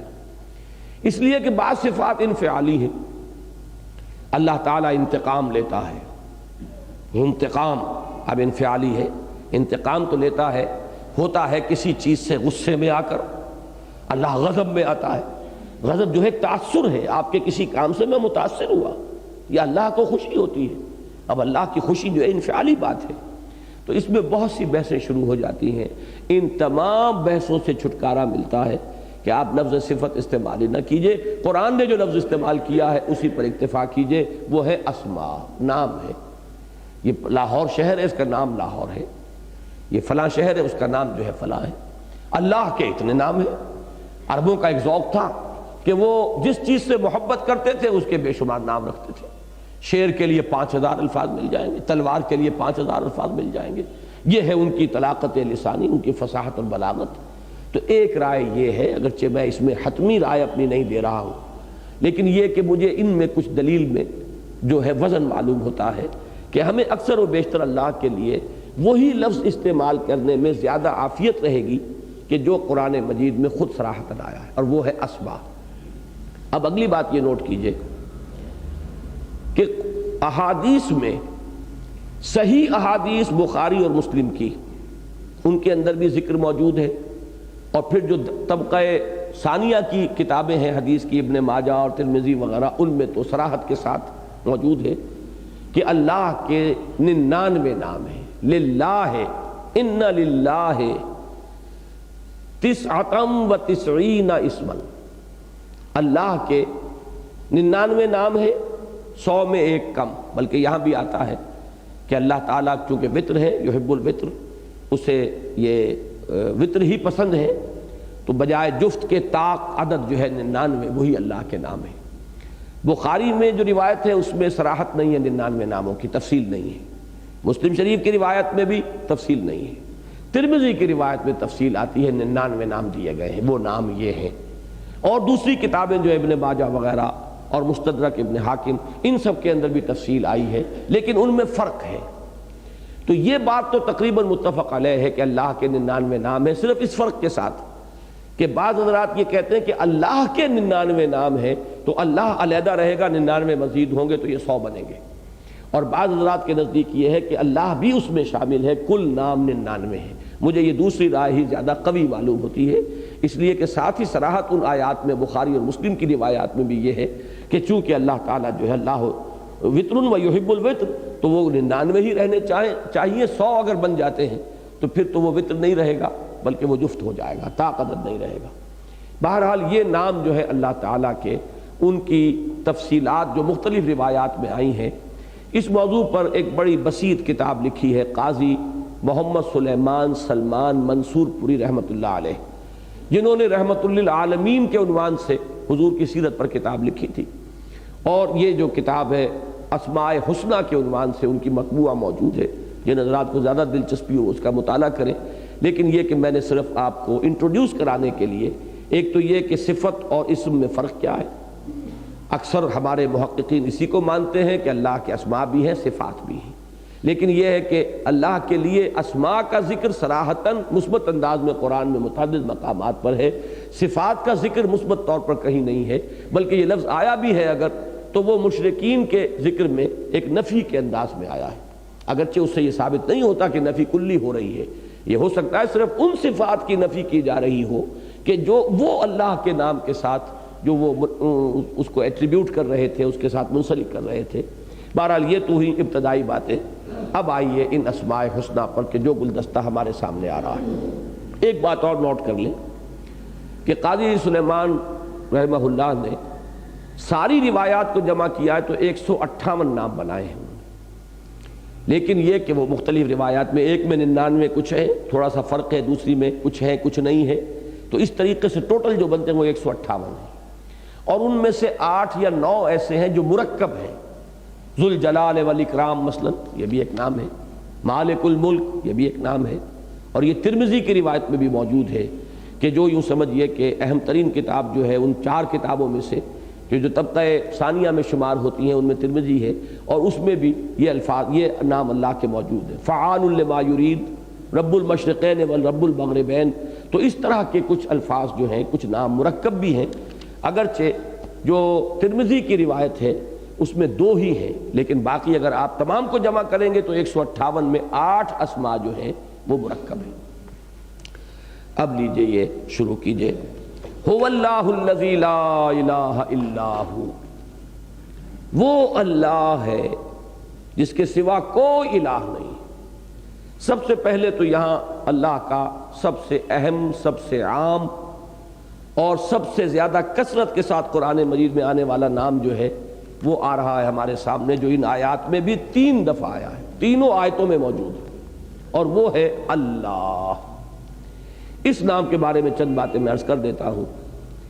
ہمارے ہاں جو صوفیانہ ذوق کے حامل لوگ ہیں وہ یہ کہتے ہیں یہ اللہ کا اسم علم ہے، اسم ذات ہے، یہ اسم جامد ہے، کہیں سے نکلا نہیں ہے، اس میں مشتق نہیں ہے۔ یہ اب یہ مشتق اور جامد یہ تو گرامر کی وہ اصطلاحات ہیں، کہیں آپ نے ہائی اسکول میں پڑھی ہوں گی کہ جیسے اب لاہور ہے کہیں سے نکلا نہیں ہے، یہ لاہور لفظ ہے، اپنی جگہ پر جامد ہے، علامت کا کام دیتا ہے، ایک شہر کا نام ہے، اللہ اللہ خیر۔ لیکن یہ کہ ایک صفت کوئی ہے اور اس صفت سے کوئی نام بنا لیا جائے، عالم العالم، اب العالم جب بنے گا وہ نام بن جائے گا، وہ چونکہ اس میں معرفہ ہو گیا، لیکن یہ کہ وہ صفاتی نام رہے گا۔ تو جو ہمارے صوفیانہ مزاج کے حامل ہیں محققین، ہمارے سلف، ہمارے اسلاف، ان کی رائے یہ ہے کہ یہ اللہ کا اسم ذات ہے اور اسم جامد ہے، اسم علم ہے، جبکہ اکثر نحویین کا اس بات پر اجماع ہے کہ یہ بھی اللہ کا صفاتی نام ہے۔ میری ذاتی رائے بھی اس دوسری رائے کے حق میں ہے، بلکہ میں جرت کر رہا ہوں اپنی ایک رائے کے اظہار میں، اور وہ چونکہ میں پہلے بھی بیان کر چکا ہوں اس لیے صرف دہرانے کے درجے میں بات ہے کہ جہاں تک ذات باری تعالیٰ کا تعلق ہے اس کے اسماء تو میرے نزدیک سورہ حدید میں آئے ہیں، هو الاول والآخر والظاہر والباطن، اور وہ واحد مقام ہے جہاں اسماء کے مابین حرف عطف واو آیا ہے۔ باقی پورے قرآن مجید میں یہیں آپ دیکھیں گے 4 بھی آئے ہیں، 8 بھی آئے ہیں، لیکن یہ کہ کہیں بھی ان کے درمیان حرف عطف نہیں۔ پورے قرآن مجید میں 2 کے تو ہزاروں جوڑے قرآن مجید میں اسماء باری تعالیٰ کے بن جائیں گے، لیکن یہ کہ علیم الحکیم یا هو العلیم الحکیم، اب یہ تو آیات ختم ہو رہی ہیں، هو الغفور الرحیم، هو السمیع البصیر، هو العزیز الحکیم، جوڑے تو بے شمار ہیں، لیکن یہ 4 بھی آئے، جیسے کہ سورہ جمعہ کی پہلی آیت میں یسبح للہ ما فی السماوات و ما فی الارض الملک القدوس العزیز الحکیم، حرف واو نہیں۔ یہاں 8 آ رہے ہیں، الملک القدوس السلام المومن المہیمن العزیز الجبار المتکبر، کہیں حرف عطف نہیں۔ واحد وہ مقام ہے هو الاول والآخر والظاہر والباطن، اور وہی مقام ہے جہاں جو بھی کچھ ہمیں بتایا جا سکتا ہے اور بتایا گیا ہے، اور جس حد تک کسی درجے میں ہمارے ذہن کی رسائی ہو سکتی ہے ذات باری تعالیٰ کے ضمن میں، تو وہ تو ان 4 اسماء سے سمجھ میں آئے گی۔ باقی جتنے اسماء ہیں یہ سب صفاتی نام ہے، اللہ تعالیٰ کا صفت کا نام ہے یہ بھی اللہ، اور یہ الالہ ہے اصل میں، الہن، یہ الہن جو ہے یہ نکرہ ہو گیا، معبود، اس کے معنی کیا ہے وہ میں بھی عرض کر دوں گا۔ اس پر جب الف لام داخل ہوگا الالہ، اور یہ دونوں لام جڑ گئے، بیچ میں کا الف جو ہے وہ اس میں سے حذف ہو گیا، تو یہ اب اللہ بن گیا۔ تو یہ دوسری رائے ہے، میں نے عرض کیا کہ پہلی رائے کہ یہ اسم علم ہے، اسم ذات ہے اور اسم جامد ہے۔ دوسری رائے کہ یہ بھی صفاتی نام ہے اور الہ پر الف لام کے داخل ہونے سے بنا ہے، یہ بھی اللہ تعالیٰ کے دوسرے صفاتی ناموں کی طرح صفتی نام ہے۔ بہرحال میری رائے اس دوسرے کے حق میں جو میں عرض کر چکا۔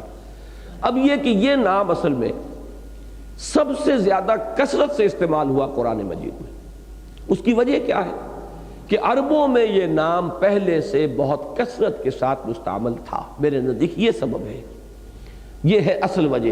اس لیے کہ جس قوم سے بات کرنی ہے، جس قوم کو سمجھانا ہے، جو قوم مخاطب اول ہے، جسے آئندہ کے لیے انسٹرومنٹ بنانا ہے، ذریعہ بنانا ہے، ظاہر بات ہے کہ اس کی ذہنی سطح جو ہے اس کے مطابق کلام کرنا یہ حکمت کا تقاضا ہے، کلم الناس علی قدر عقولہم۔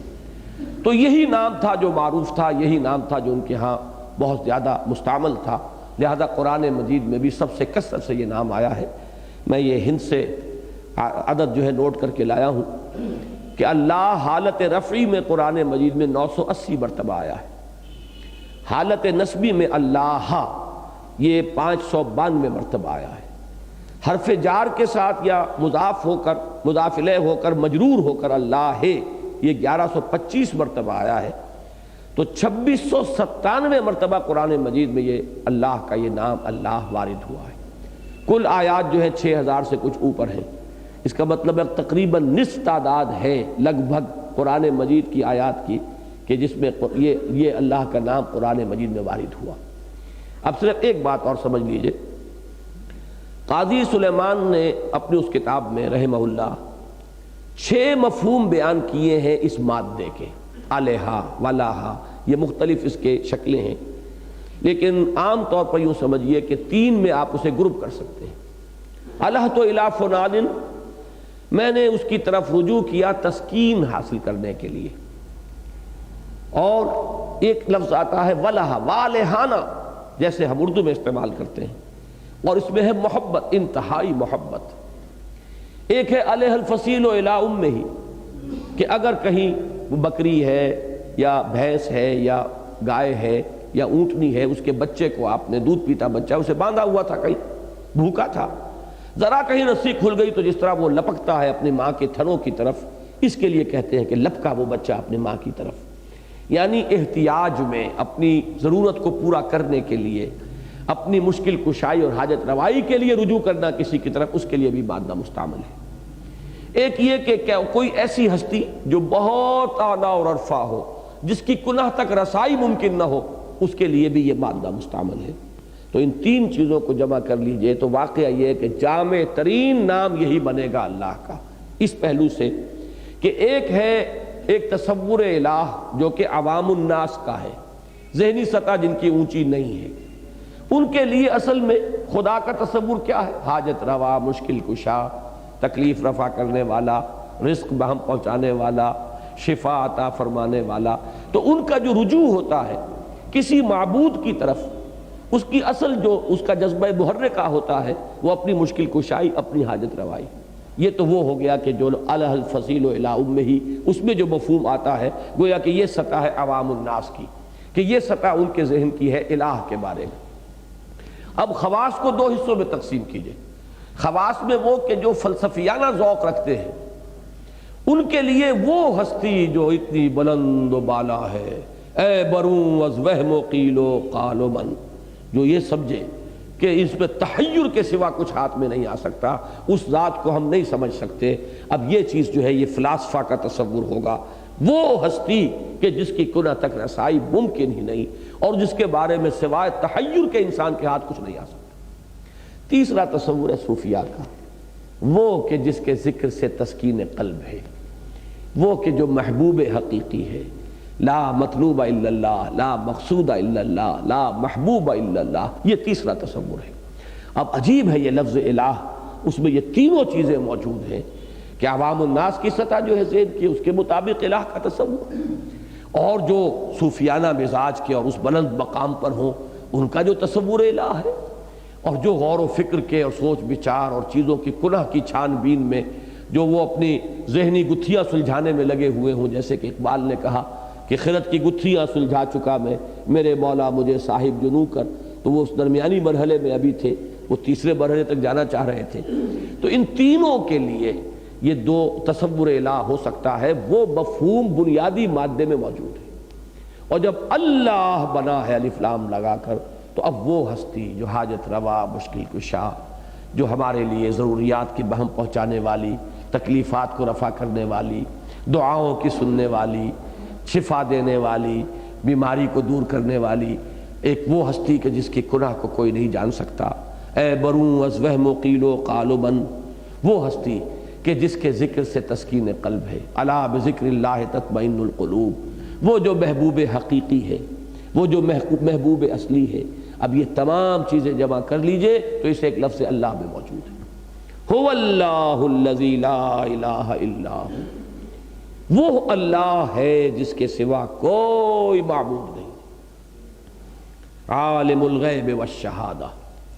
یہ ٹکڑا ہے جس کو میں بھی یہاں پر ایک نام کی حیثیت سے میرا ذہن ادھر جاتا ہے کہ جب مرکب اسماء اور بھی ہیں، ذوالجلال والاکرام اور مالک الملک، تو اسے بھی ایک نام کی حیثیت سے شمار کیا جا سکتا ہے۔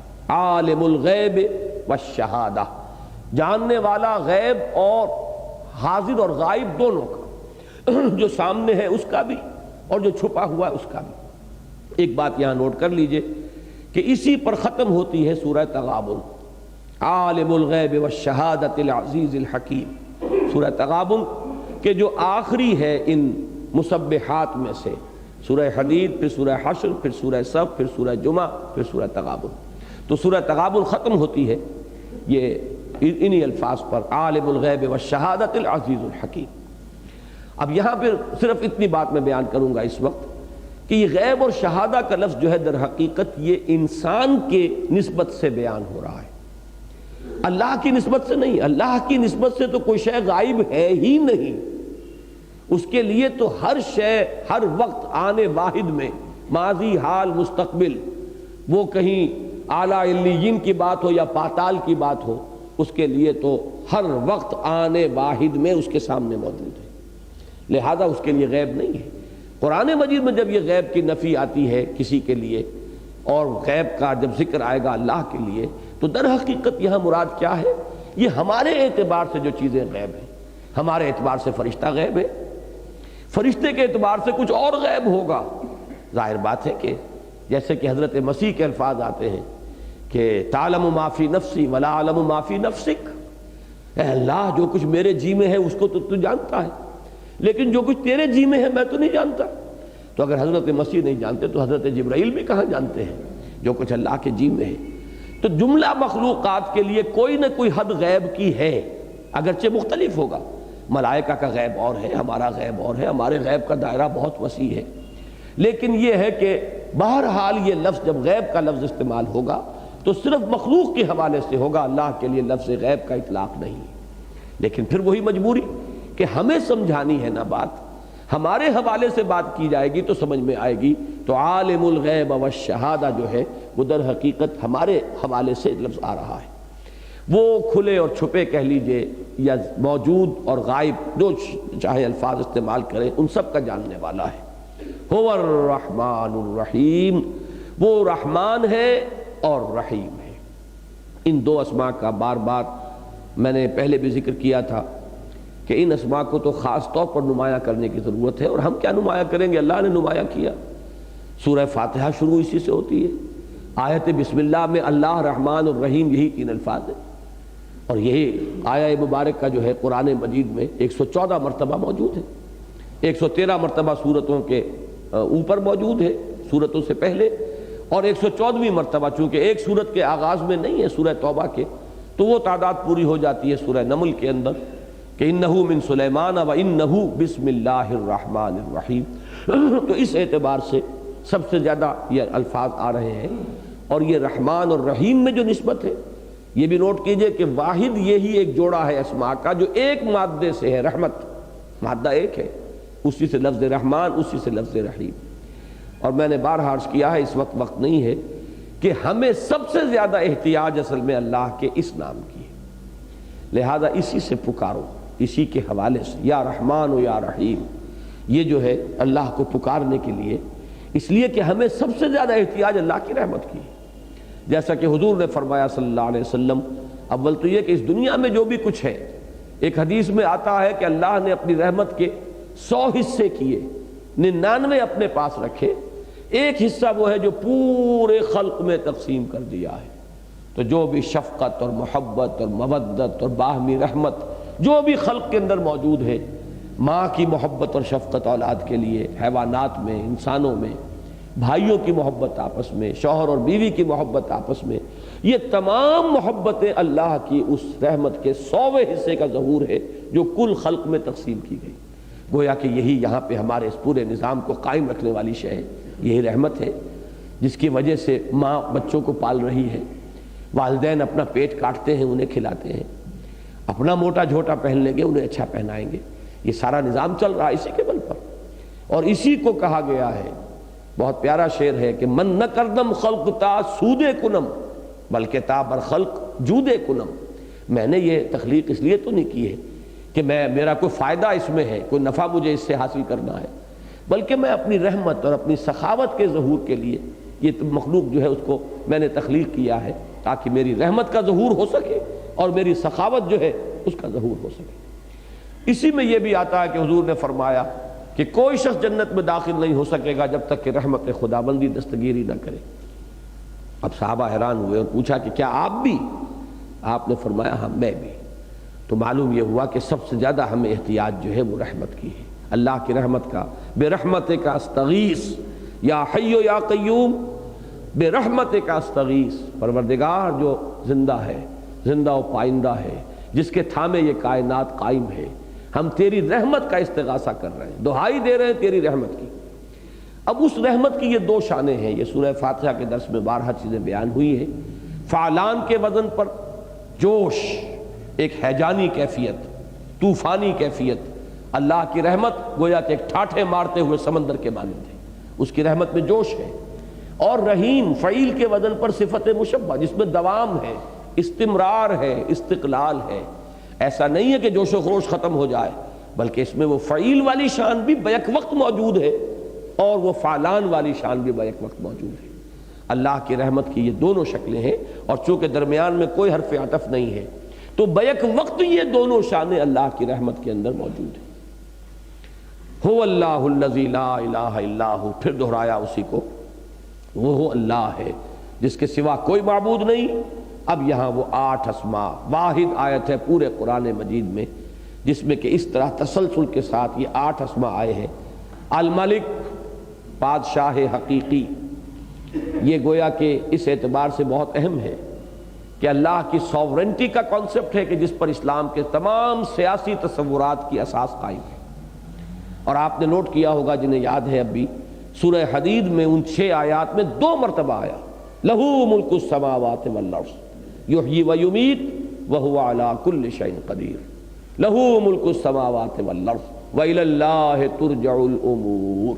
ان 6 میں سے آیت نمبر 2 اور آخری 6 آیت میں یہ اللہ کی اس بادشاہی کا ذکر ہے۔ آسمانوں اور زمین کی بادشاہی اسی کی ہے، آسمانوں کی زمین کی ایک تکوینی بادشاہی ہے، وہ تو اس کی ہے ہی، تشریعی طور پر بھی وہی حاکم ہے، وہی ہے ملک کا مالک، مالک الملک اور حاکم حقیقی۔ اور اسی اصول پر بنیاد ہے اسلام کے سیاسی نظام کی کہ سوورنٹی صرف اللہ کی ہے، سروری زیبا فقط اس ذات بے ہمتا کو ہے، حکمراں ہے ایک وہی باقی بتانے آزری۔ القدوس، پاک، یہ لفظ جو ہے سبوح اور قدوس دونوں ساتھ ساتھ ہمارے ہاں بعض مواقع پر آتے ہیں۔ قدوس وہ ہستی ہے جس میں کہ کوئی کسی قسم کا کوئی عیب، کوئی نقص، کوئی ضعف، کوئی احتیاج، کوئی کوتاہی کسی قسم کی موجود نہ ہو، ہستی کامل۔ اس میں دیکھیے الملک اور القدوس یہ دونوں مل کر بہت ہی نمایاں طور پر جوڑا بنتا ہے، اس لیے کہ وہی ہستی جو ہر ضعف، ہر احتیاج، ہر نقص سے پاک ہو، وہی در حقیقت مالک حقیقی اور بادشاہ حقیقی بننے کی بجاز ہے، اسی کو حق حاصل ہے۔ ورنہ یہ کہ جہاں بھی کوئی کمی ہوگی ظاہر بات ہے کہ پھر وہ سلطنت میں اس کے رکھنے پیدا ہوں گے، انتظام جو ہے اس میں گڑبڑ ہوگی۔ لہذا الملک، القدوس، یہ 2 اسماء اسی طریقے سے آئے ہیں سورہ جمعہ کی پہلی آیت میں بھی، یسبح للہ ما فی السماوات وما فی الارض الملک القدوس العزیز الحکیم۔ السلام، المؤمن، المہیمن، یہ 3 جو ہیں اب آ رہے ہیں، یہ ایک ان کو بریکٹ کیجئے، یعنی ان 8 کو آپ اس طرح جمع کیجئے معنی کے اعتبار سے کہ پہلے 2 کو بریکٹ کیجئے، معنوی اعتبار سے ان کے درمیان بڑا گہرا لنک ہے، آخری 2 اور اس آخری 3 اور درمیان کے 3، تو الملک القدوس اور اس کے بعد 3 کیا ہے؟ السلام، المومن، المہیمن۔ السلام، سراپا سلامتی، بلکہ سراپا سالم. اب یہ لفظ جو ہے سراپا سالم، جس کے اندر کہیں کوئی نقص نہیں، عیب نہیں، کوئی کمی نہیں، یہ القدوس کے ساتھ جڑ جائے گا. لیکن جو سراپا سلامتی ہے وہی سلامتی دینے والا ہے، سلامتی بخشنے والا ہے. وہ سراپا سلامتی بھی ہے اور سلامتی بخشنے والا بھی ہے. المومن لفظی ترجمہ ہے امن دینے والا، امن عطا فرمانے والی ہستی وہی ہے. اور یہ وہ امن جو داخلی امن ہے جو سورہ انعام میں فرمایا گیا، ای الفریقین احق بالامن ان کنتم تعلمون الذین آمنوا ولم یلبسوا ایمانہم بظلم اولئک لہم الامن وہم مہتدون. یہ داخلی امن اور سکون اگر حاصل ہو سکتا ہے انسان کو تو وہ صرف اللہ پر ایمان کے ذریعے سے. تو امن دینے والا المہیمن، اس کے کئی ترجمے کیے گئے ہیں. یہ آتا ہے پرندے کے لیے، جب پرندہ اپنے بچوں کو اپنے پروں تلے چھپا لیتا ہے تو یہ حفاظت کا ایک مفہوم ہے. اس میں دو مفہوم ہے، حفاظت بھی اور نگرانی اور نگہبانی بھی. نگرانی اور نگہبانی دونوں جو ہے اس سے مفہوم ادا ہو گیا. نگہبانی میں حفاظت ہے اور نگرانی یہ ہے کہ ایک طرح سے یعنی کوئی کسی غلطی کا ارتکاب نہ ہونے پائے. تو المہیمن اللہ تعالی نگران ہے اور پناہ دینے والا ہے. العزیز، الجبار، المتکبر، ان تینوں کو بریکٹ کیجئے. العزیز وہ ہستی، بارہا عرض کر چکا ہوں، اور سورہ حدید کے شروع میں بھی جو اسماء آئے تھے، سبح للہ ما فی السماوات والارض وہو العزیز الحکیم. اور یہ سورہ مبارکہ شروع ہوئی تھی سبح للہ ما فی السماوات وما فی الارض وہو العزیز الحکیم.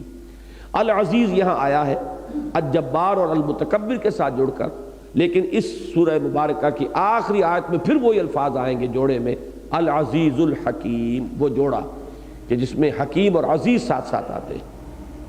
العزیز وہ ہستی ہے جس کا اختیار مطلق ہے، کوئی چیلنج کرنے والا نہ ہو، کوئی لیمٹس موجود نہ ہو. اسی کے لیے فعال لما یرید، جو ارادہ کر لے کر گزرنے والا. اسے کسی سے سینکشن نہیں لینی، وہ کسی کے سامنے جواب دہ نہیں ہے. ایسا با اختیار جس کا اختیار مطلق ہے. الجبار، جبار بھی عربوں کے ہاں لفظ مستعمل ہوتا تھا. بہت اونچی کوئی اگر وہ کھجور ہے، اونچا درخت ہے کھجور کا، جو ایک تو یہ کہ دوسرے تمام جھنڈ میں نمایاں نظر آ رہا ہو، اور دوسرا یہ کہ اس پہ چڑھ کر اس کا میوہ اتارنا جو ہے وہ بہت مشکل ہو، تو اس کو کہتے تھے جبار. اب اس میں چونکہ لفظ ہمارے ہاں یہ عام طور پر اردو میں برے سینس میں استعمال ہوتا ہے، جابر اور جبار، اور یہ سینس بھی اس لفظ کے اندر اگرچہ موجود ہے، لیکن اس کا ایک اور اچھا رخ بھی ہے اس لفظ کا، اور وہ ہے کسر کا جبر. کہیں کوئی نقص ہے تو اس کو درست کرنا قوت کے ساتھ. جیسے کہ ہمارے لیے آیا ہے کہ نہی عن المنکر جو ہے اس میں ایک طاقت کا جو ہے سب سے اعلیٰ درجہ یہی ہے کہ بالید روکا جائے اور طاقت کے ساتھ جو ہے وہ بدی کا استحصال کیا جائے. تو جب کہیں کسی خامی کا اللہ تعالیٰ اس کا ازالہ فرماتا ہے تو قوت کے ساتھ ازالہ فرمانے والا، طاقت کے ساتھ اصلاح کرنے والا، اپنے غلبے کے ساتھ چیزوں کو درست کر دینے والا، وہ جبار. اس معنی میں وہ صرف بری جو ہمارے ہاں عام طور پر جبر اور کوئی کسی کے اوپر قہر اس کے انداز میں نہیں، بلکہ یہ کہ اصلاح کرنا جو ہے وہ بھی اس لفظ کے اندر ایک اس کے مفہوم میں شامل پہلو ہے. لیکن وہ اصلاح کہ جو ایک مقتدر ذی اقتدار ہستی جو ہے جو اصلاح کرتی ہے اپنی قوت کے ساتھ، اس معنی میں الجبار، المتکبر. اب یہ لفظ بھی ہمارے انسانوں پر اطلاق ہوگا تو یہ ایک بری شے ہے. متکبر ہے بڑا انسان، انسانوں کے لیے تکبر جو ہے وہ بہت ہی ناپسندیدہ شے ہے. یہاں تک بھی حدیث میں الفاظ آئے ہیں کہ لا يدخل الجنت من کان فی قلبہ مثقال حبۃ من کبر. جس شخص کے دل میں رائی کے دانے کے برابر بھی کبر ہے وہ جنت میں داخل نہیں ہو سکے گا. تو یہ اتنی بری شے ہے. ایک حدیث قدسی میں آتا ہے اور وہ اصل میں اس لفظ کی صحیح ترین تشریح ہے کہ الکبر ردائی، یہ تکبر اور کبر جو ہے کبریائی یہ تو میری چادر ہے. تو جو کوئی مخلوق میں سے تکبر کرتا ہے وہ گویا کہ میری چادر میرے کاندھے سے گھسیٹ رہا ہے.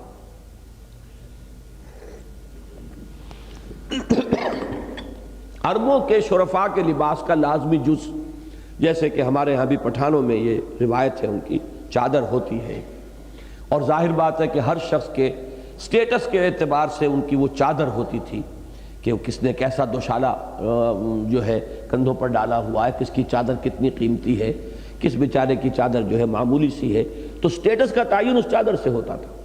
اور کسی شخص کی توہین کا سب سے زیادہ نمایاں طریقہ یہ ہوتا تھا کہ چادر گھسیٹ لی جائے اس کی۔ یہ چادر کا گھسیٹ لینا کسی کندھے سے گویا کہ اسے بے آبرو کر دینا ہے اور اس کی توہین ہے۔ تو اللہ تعالیٰ نے یہ مثال جو ہے اختیار فرمائی کہ الکبر ردائی، یہ تکبر جو ہے، کبریائی، یہ میری چادر ہے۔ جو شخص بھی تکبر کرتا ہے وہ در حقیقت ایسے جیسے میری چادر کو میرے کندھے سے گھسیٹ رہا ہے اور اس کے خلاف میرا اعلان جنگ ہے۔ تو یہ تکبر جو ہے المتکبر۔ اب تکبر کا ایک انداز تو یہ ہے کہ کوئی شخص بڑا نہیں ہے اور بڑا بن رہا ہے، تو مخلوقات میں سے کوئی بڑا نہیں ہے اور بن رہا ہے۔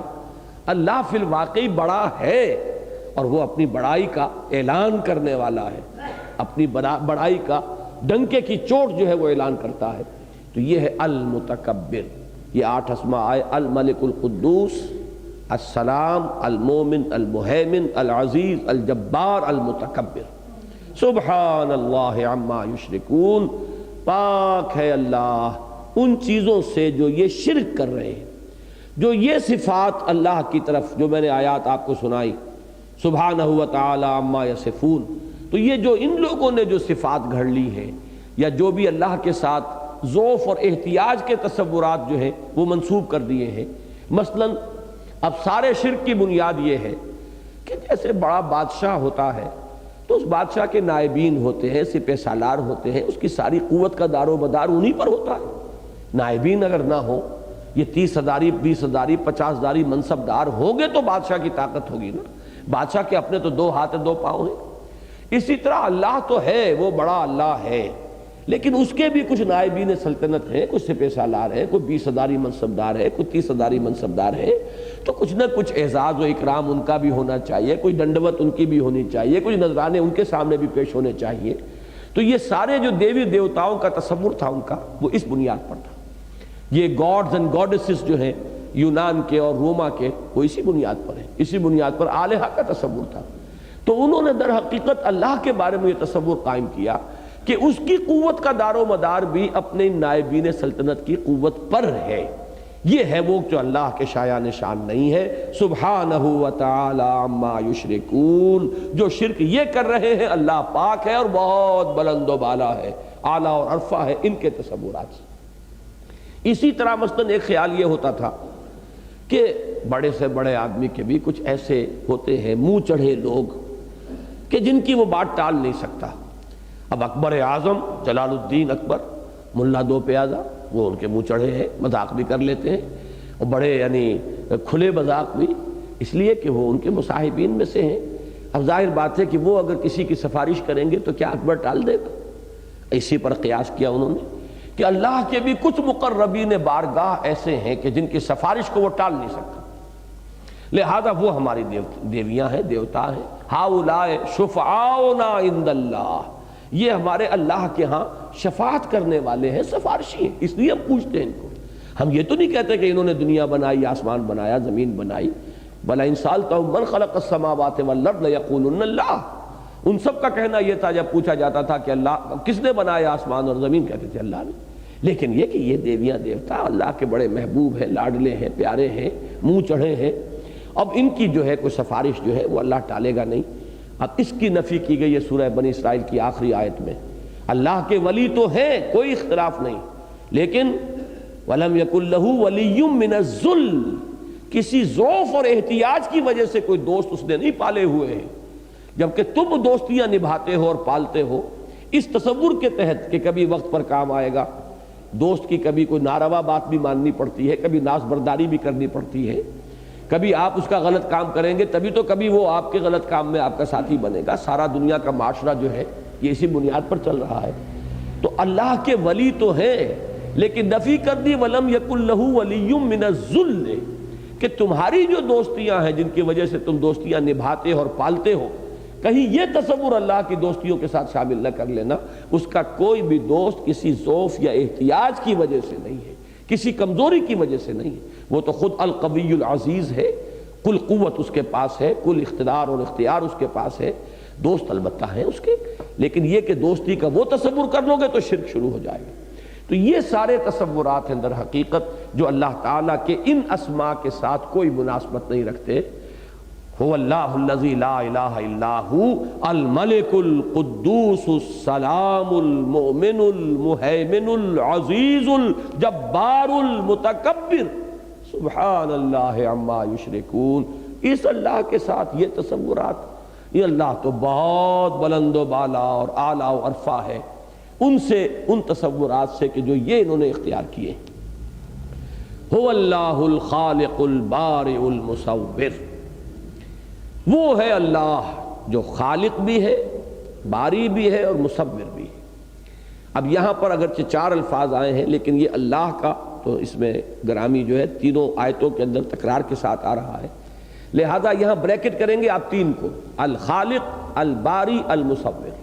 وہ کیوں؟ اب اس کو سمجھیے کہ اگرچہ تخلیق کا لفظ جو ہے وہ ایک ٹوٹل فینومینا کے طور پر بھی استعمال ہوتا ہے، پوری تخلیق، لیکن ایک اس لفظ کا اطلاق ہے ذہنی تخلیق، کہ جو بھی تخلیق ہوتی ہے وہ سب سے پہلے اس کا ایک نقشہ ذہن میں تیار ہوتا ہے۔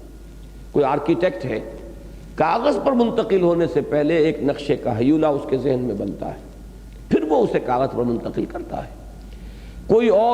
کوئی تصور ہے، وہ تصور ذہن میں پہلے آئے گا، تو یہ ایک ڈیزائن انسان کے ذہن کے اندر بنتا ہے، پھر وہ اس کو ظاہر کرتا ہے اس ڈیزائن کو، اور اس ڈیزائن کے ظہور کی کا ہی نام ہے در حقیقت۔